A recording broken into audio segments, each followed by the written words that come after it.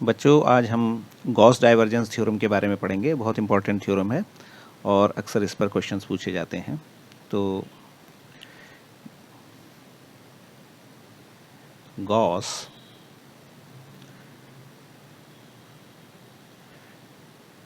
Divergence theorem, ये आज का टॉपिक है।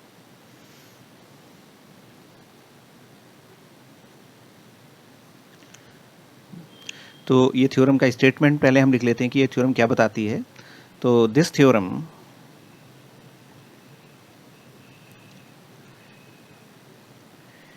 states that, क्या बताती है कि that the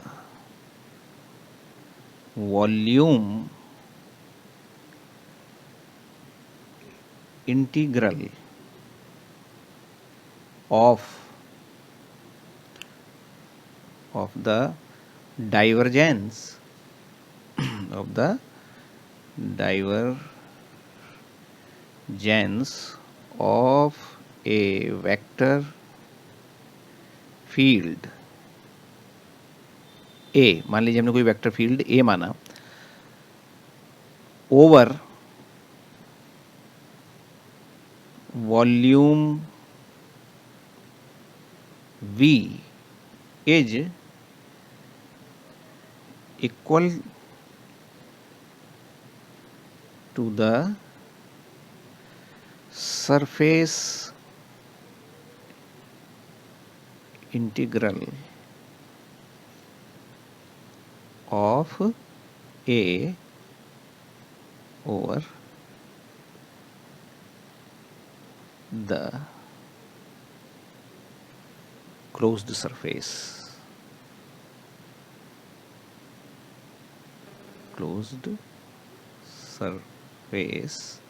S। अब देखिए इसका स्टेटमेंट एक बार मैं आपको फिर पढ़ के सुना देता हूँ। ये थ्योरम क्या बताती है कि volume integral of the divergence of A vector field, मान लीजिए कोई वेक्टर फील्ड ए है, उसका हम डाइवर्जेंस लेंगे और उसके बाद उसका वॉल्यूम इंटीग्रल ले लेंगे, तो वो किसके बराबर होगा? Is equal to the surface integral of vector A या vector field A over the close surface. इसको मैथमेटिकली हम इसको इस तरीके से लिख देते हैं। देखो हमने 3 इंटीग्रल लगाए, तो 3 इंटीग्रल का मतलब है कि ये हमारे लंबाई, चौड़ाई और ऊंचाई, यानी कि 3 डायमेंशन के लिए वॉल्यूम इंटीग्रल को रिप्रेजेंट कर रहे हैं नहीं। तो इसको हम इस तरह से लिख देते हैं, डाइवर्जेंस ऑफ वेक्टर ए, किसके ऊपर ले रहे हैं हम इसका वॉल्यूम इंटीग्रल, तो वॉल्यूम से हमने इसको रिप्रेजेंट कर दिया। तो ये बराबर होता है किसके? सरफेस इंटीग्रल, यानी कि 2 हमने इंटीग्रल लिए लंबाई चौड़ाई पर, और वेक्टर फील्ड ए और ds एक दूसरा वेक्टर हमने ले लिया है। तो ये हमारा स्टेटमेंट है इसका। तो एक तरीके से जो डाइवर्जेंस थ्योरम है वो कर क्या रही है? वॉल्यूम इंटीग्रल को सरफेस इंटीग्रल में चेंज कर रही है। ठीक हो गया? अगर हम इसको थोड़ा सा खोल के लिख लें तो ये हमारा बन जाएगा, अब इसको आपने इसकी वैल्यू रख दी है, डाइवर्जेंस की वैल्यू यहाँ पर रख देंगे हम, तो कैसे हो जाएगा? तो I unit vector D partial ले लेते हैं, del over del x plus j del over del y plus k del over del z. उसके बाद फिर ए को हमने उसको कंपोनेंट में तोड़ के लिख दिया, तो ए x I plus a Y J plus a Z के, है नहीं, और डी भी हमने इधर लगा दिया। इसको इस तरीके से लिख लिया। तो ये बराबर हमारे किसके हो जाएगा? तो राइट हैंड साइड क्या हो जाएगी हमारी? तो इसको आप खोल के लिख देंगे तो ये डबल इंटीग्रल आ जाएगा, सरफेस के ऊपर, ये वॉल्यूम के ऊपर है। तो ये हमारा कितना हो जाएगा कि ए की जगह पर हम लिख देंगे ए x I plus a Y J plus a Z के, नहीं, और डॉट लगा देंगे, डॉट प्रोडक्ट है यहाँ पर, याद रखना। और डी एस यानी कि जो हमारा सरफेस एलिमेंट है वो भी एक वेक्टर क्वांटिटी है, तो उसको भी हम लिख देंगे, जैसे मान लीजिए डी एस एक्स आई प्लस डी एस वाई जे प्लस डी एस जेड के। इस तरीके से हमने इसको लिख दिया है। ठीक बच्चों, तो फिर थोड़ा सा इसको खोल लिया। अब देखिए आई वेक्टर है, बीच में डॉट प्रोडक्ट है, तो आई डॉट आई बराबर 1। इसी तरीके से जे डॉट डे बराबर 1, के डॉट के बराबर 1। तो हमारा इधर लेफ्ट हैंड साइड में जो क्वांटिटी आ जाएगी वो हमारी क्या आ जाएगी, ब्रैकेट के अंदर del a x over del x, ठीक है, plus del a y over del y plus del a z over del z, और डी वी की जगह पर हम लिख सकते हैं d x d y d z, क्योंकि ये वॉल्यूम एलिमेंट है। D x d y d z भी जो है लंबाई चौड़ाई ऊंचाई के हिसाब से इसको वॉल्यूम एलिमेंट के रूप में हम लिख सकते हैं नहीं। और राइट हैंड साइड हमारा क्या हो जाएगा, यहाँ पर भी हमने स्केलर प्रोडक्ट कर दिया आई और आई का, जे और जे का, और के का। तो सरफेस इंटीग्रल के साथ हमारा आ गया a x d s x plus a y d s y plus a z और डी एस जेड, ये आ गया। तो ये अभी हमने स्टेटमेंट लिखा है। अब इस थ्योरम को हमको प्रूव करना है। प्रूव करने के लिए हम इसमें थोड़ा सा कोऑर्डिनेट सिस्टम का अपना यूज़ कर लेंगे। तो किस तरीके से हम इसको कर रहे हैं, तो जैसे मान लीजिए, सपोज कर लीजिए हमने इसको एक फिगर बना ली, ठीक है, हम ये फिगर बना रहे हैं, ये हमने फिगर बनाई। तो इस डायरेक्शन में हमने क्या ले लिया, एक्स ले लिया मान लीजिए, है नहीं, और इस डायरेक्शन में वाई ले लिया, इस डायरेक्शन में जे ले लिया, और हमने एक वॉल्यूम एलिमेंट बनाया। उस वॉल्यूम एलिमेंट के अंदर हमने एक तरीके का, अब आप ये लगा लीजिए इसको, जैसे वॉल्यूम एलिमेंट, छोटा सा वॉल्यूम एलिमेंट बना लिया इस टाइप का, ठीक है। तो ये हमारा एक वॉल्यूम एलिमेंट बन गया है, और इसके अब दो सरफेस हो जाएंगे, है नहीं। तो एक सरफेस इसका इस डायरेक्शन में हो गया, एक सरफेस इसका इस डायरेक्शन में हो गया, यानी कि दोनों सरफेस जो है वो अपोजिट डायरेक्शन में है। अब मान लीजिए इसको हमने पॉइंट पी मान लिया, मान लीजिए यहाँ पर जहाँ पर हम ये वेक्टर दिखा रहे हैं पॉइंट पी है, यहाँ पर हमने वेक्टर दिखाया वो पॉइंट क्यू हो गया। तो दो पॉइंट हमने कंसीडर कर लिए, और छोटा सा हमने लाइन एलिमेंट कंसीडर किया, यानी कि ये लाइन एलिमेंट बहुत छोटा है, ठीक है। तो अब हम यहाँ क्या दिखाना चाह रहे हैं, हम ये दिखाना चाह रहे हैं कि जो हमारा लेफ्ट हैंड साइड है वो राइट हैंड साइड के बराबर है, ठीक। तो हम इसमें पहले वाला टर्म को ले लेते हैं, जैसा वाला पहले वाला टर्म हम प्रूव कर लेंगे इसके बराबर, तो बाकी टर्म फिर हम इनके बराबर ऑटोमेटिकली सिमिलरली करके लिख सकते हैं। तो नाउ वी कंसीडर फर्स्ट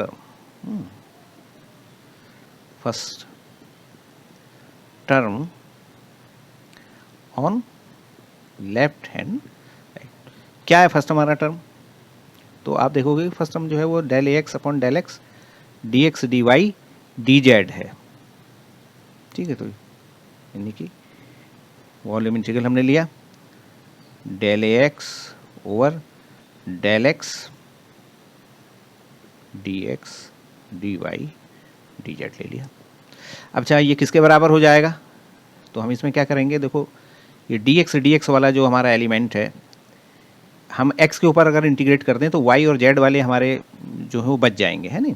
तो हम इसको लिख सकते हैं, किसके बराबर लिख सकते हैं, कि इसमें से हमने दो इंटीग्रल जो y और z के हैं वो बचा लिए, और x के रिस्पेक्ट में इसको अगर हम जब इंटीग्रेट करेंगे तो डिफरेंशियल का जो इंटीग्रेशन होता है उसका अपोजिट हो जाता है। यानी कि यहाँ पर हमारा क्या बच जाएगा, यहाँ पर हम लिख सकते हैं इसको ए एक्स, और कहाँ से कहाँ तक का हमने लिख लिया, है नहीं। तो हम इसको लिख लेंगे Q से P, यानी Q से P की तरफ, ठीक हो गया, और dy dz। तो ये बराबर हमारा किसके आ गया, यानी कि हम राइट हैंड साइड पे ही लिखते जा रहे हैं।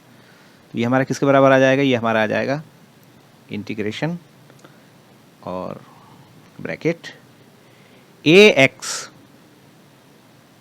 किस जगह पर, ए एक्स हमारा P पर, यानी पॉइंट P पर, और माइनस ए एक्स पॉइंट क्यू पर, ठीक है, डी वाई और डी जेड। एक्स के ऊपर हमने इंटीग्रेट कर दिया तो एक्स वाला हमारा जो वेरिएबल है वो अब एलिमिनेट होता जा रहा है, ठीक है। तो इंटीग्रेशन हमारे वाई और जेड के बच जाएंगे यहाँ पर, ये बात आप थोड़ा सा ध्यान रखिएगा। अच्छा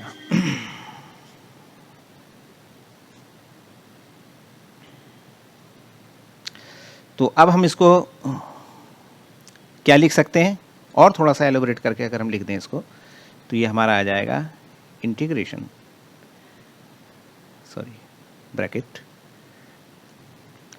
ए एक्स पॉइंट पी पर, ये वाले पॉइंट पर, इस जगह के निर्देशांक अगर हम देखें तो इस यहाँ के निर्देशांक हम लिख सकते हैं x2, y, z, और यहाँ के निर्देशांक हम लिख सकते हैं इस वाले पॉइंट के, वो हमारे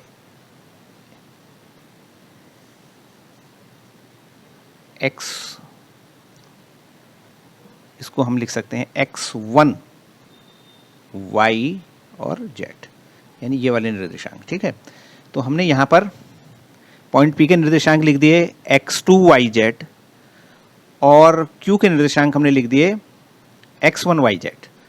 तो अब यहाँ पर P और Q के निर्देशांक अगर हम लिख दें तो यहाँ पर हमारा हो जाएगा, P के निर्देशांक हमारे हो जाएंगे x2, y, z minus ax, Q के निर्देशांक x1, y और z, और ये हमारा ब्रैकेट बंद और dy, dz, ये हमने लिख दिया बच्चों। ये बात आपकी समझ में आ रही होगी, ठीक है। नहीं, हमने केवल p के निर्देशांक लिख दिए, q के निर्देशांक लिख दिए, तो हमारा एक्सप्रेशन ये हो गया। अब यहाँ पर हम देख रहे हैं कि जो हमारा p है वहाँ पर आप देख रहे हैं कि एरिया वेक्टर इस डायरेक्शन में है, यानी कि जो हमारा एरियल कंपोनेंट है वो इस डायरेक्शन में निकल के आएगा, और इस डायरेक्शन में जो एरिया है वो हमारा इस डायरेक्शन में, यानी कि इन दोनों पॉइंट्स पर जो एरियल वेक्टर, सॉरी एरिया वाला जो वेक्टर है जो रिप्रेजेंट कर रहा है वो अपोजिट डायरेक्शन में है, ठीक है ना, दोनों अपोजिट डायरेक्शन में है। क्या मतलब है, वी नो दैट, तो हम यहाँ पे लिख देते हैं नाउ वी नो दैट, क्या के ax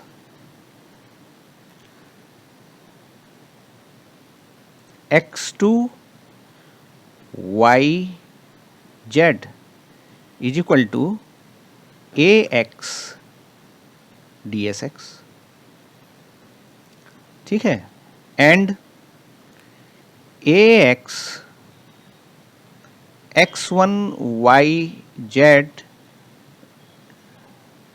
सॉरी यहाँ पर dy dz भी आएगा, हाँ, dy dz, dy dz is equal to minus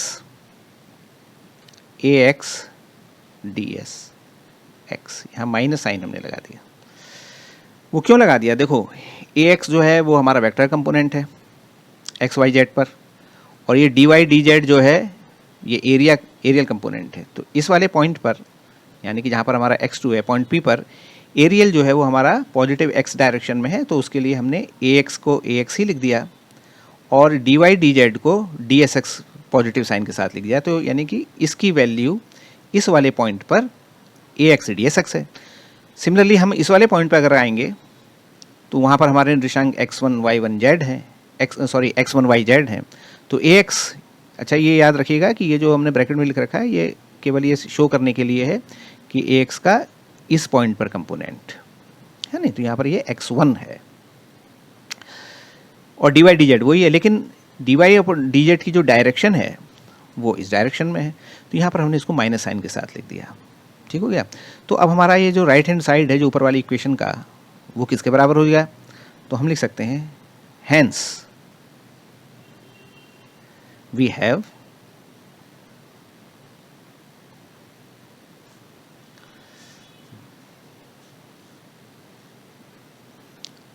left hand side, यानी कि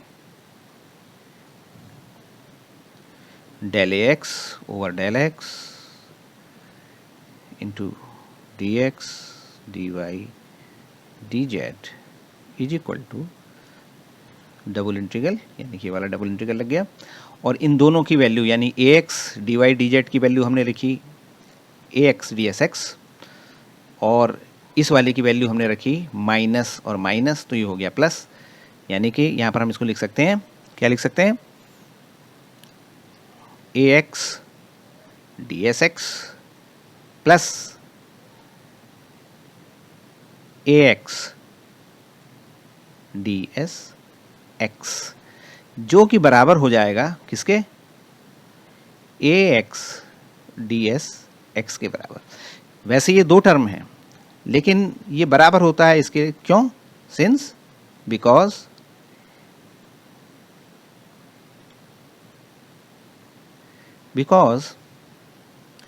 both terms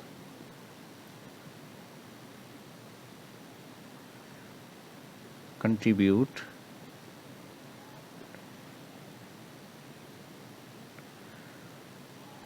only, जो ये दोनों टर्म हैं वो केवल ये कंट्रीब्यूट करते हैं। वैसे मैथमेटिकली ये पॉइंट आएगा, लेकिन उसके हिसाब से देखोगे आप ये 2 आ जाएगा, लेकिन अब जब आप देखेंगे, यानी कि जब हम किसी इसको आप इस तरीके से समझ लीजिए कि जैसे मान लीजिए कि हमारा कोई एक ब्लॉक है, यानी कि एक ब्लॉक हमने ले रखा है, जैसे फिलहाल हम इसको ले लेते हैं, जैसे मान लीजिए है, तो एक एरिया हमारा इधर की तरफ को निकला हुआ है और एक एरियल वेक्टर हमारा इस डायरेक्शन में निकला हुआ है, और सपोज कर लीजिए हमने एक दूसरा लिया, ठीक है ना, तो उसमें एरियल वेक्टर जो है वो इस डायरेक्शन में होगा और एरियल कंपोनेंट जो है वो इस डायरेक्शन में होगा, मतलब एरिया कंपोनेंट जिसको आप कहते हैं। तो वैसे 1 2 3 4 हमको 4 एरिया एलिमेंट दिखाई दे रहे हैं, यानी कि 4 वेक्टर हमारे हो गए, 1 2 3 4। लेकिन जब हम इनको इंटीग्रेट करेंगे, यानी कि once we integrate when we add, तो आप देखेंगे कि ऐड में ये वाले दो कंपोनेंट आपस में एक दूसरे को कैंसिल कर लेते हैं, यानी कि व्हेन वी ऐड, बट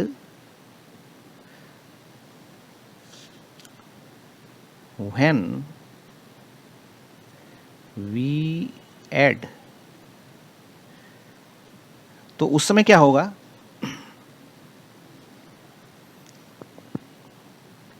तो ये ब्लॉक फिर इस तरीके से बन जाएगा, यानी कि एक हम लंबा ब्लॉक बना लेंगे, ठीक है ना। तो उस समय फिर क्या होगा कि जो अंदर वाले कंपोनेंट हैं वो एक दूसरे को कैंसिल कर देंगे, तो बचेंगे केवल फिर ये दो कंपोनेंट।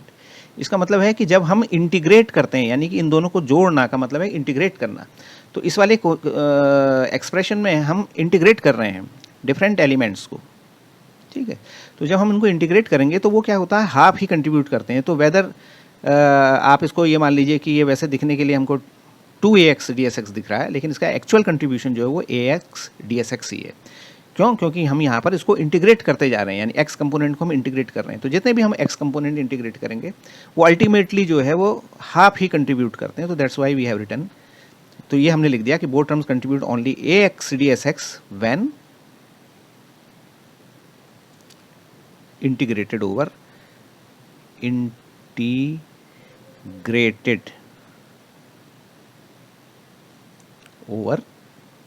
s। तो जब हम पूरे सरफेस के लिए जब हम इसको इंटीग्रेट करेंगे तो ये इतना ही कंट्रीब्यूट करेगा। अब तो ये चीज़ जो है आप समझने के लिए आप इसको समझ सकते हैं, इसको लिखने की कोई आवश्यकता नहीं, केवल समझाने का वाला पॉइंट है नहीं। तो इसको हम थोड़ा सा ब्रैकेटेड कर देते हैं, तो ये ब्रैकेटेड हो गया, यहाँ पर केवल समझने का पॉइंट हो गया। तो एनीवे, तो हमने ये वाला कंट्रीब्यूशन ले लिया, वो इसके बराबर आ गया। सिमिलरली आप जो है डी ए वाई डी, जो हमने यहाँ पे लिखा हुआ है d a y upon d y plus d a z upon d z, और उसकी वैल्यू निकालेंगे तो वो हमारी a y d s y और a z d s z के रूप में आ जाएगी। तो हम फाइनली लिख सकते हैं similarly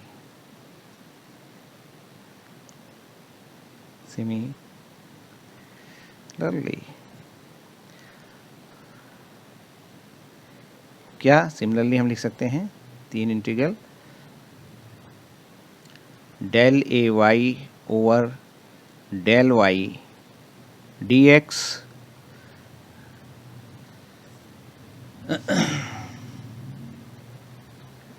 D y d z is equal to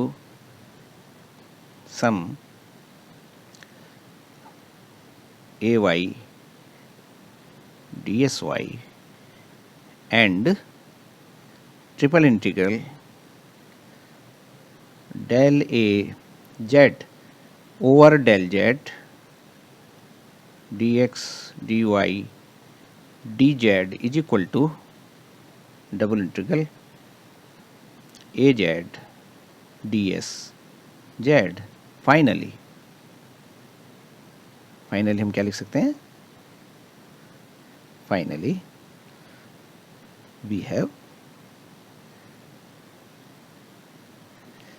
finally हम क्या लिख पाएंगे कि integration, triple integration del a x over del x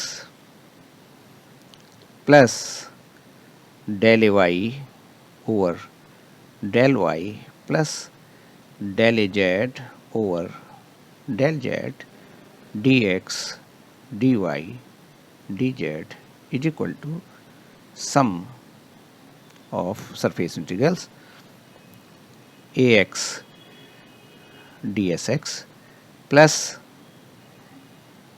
ay dsy plus az dsz. और ये हमारी गॉस डाइवर्जेंस थ्योरम है. Thank you.